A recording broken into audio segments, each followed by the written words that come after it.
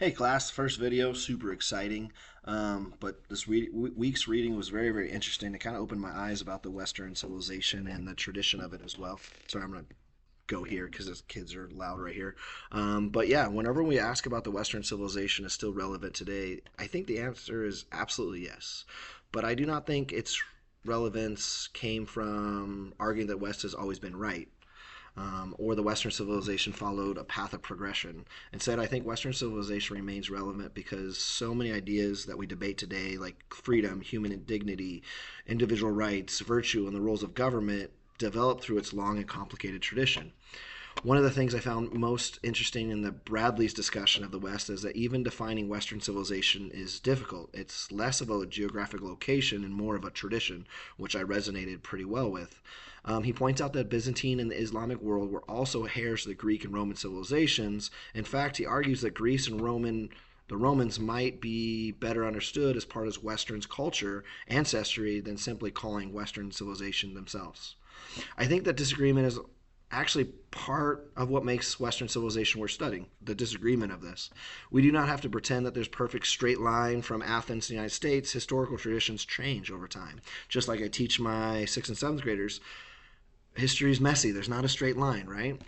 People borrow ideas, reinvent ideas, reject parts of them, define ideas, and everything's kind of completely different. Freedom is a great example of this. Alexander shows us that even in the meaning of freedom changed within the Western tradition.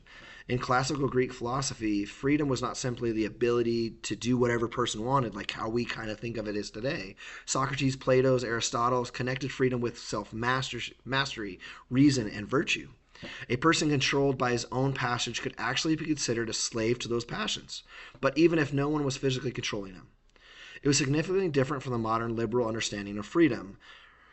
Rosenthal Powell explains that thinkers such as Hobbes and liberal theorists today empathize that we might call negative liberty meaning freedom from outside interference, right? The idea eventually became extremely important with modern political thoughts, especially today, and concepts as freedom of speech and freedom of religion, which is a huge deal today, right? Christianity added another layer to this development. Rosenthal argues that Christianity shared more similarities with the classical idea that genuine freedom required mastery over sinful or destructive desires.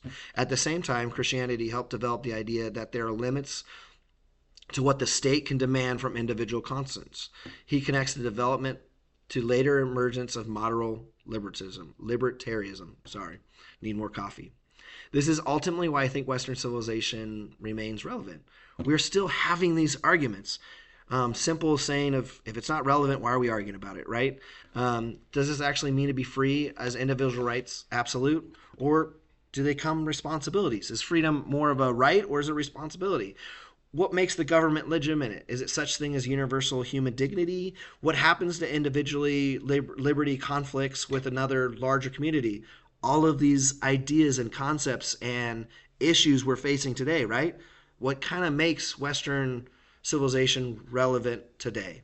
At the same time, Burkham criticism remains something we should talk about as well, right?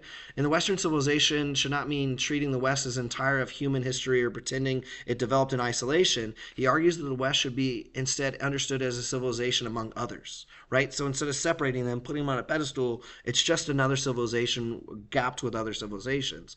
I think this actually strengthens the case for studying it because it allows us to examine the West critically without either glorifying it or dismissing it.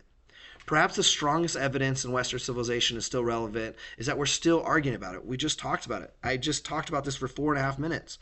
If it wasn't relevant, why are we discussing it? Have a great day, guys.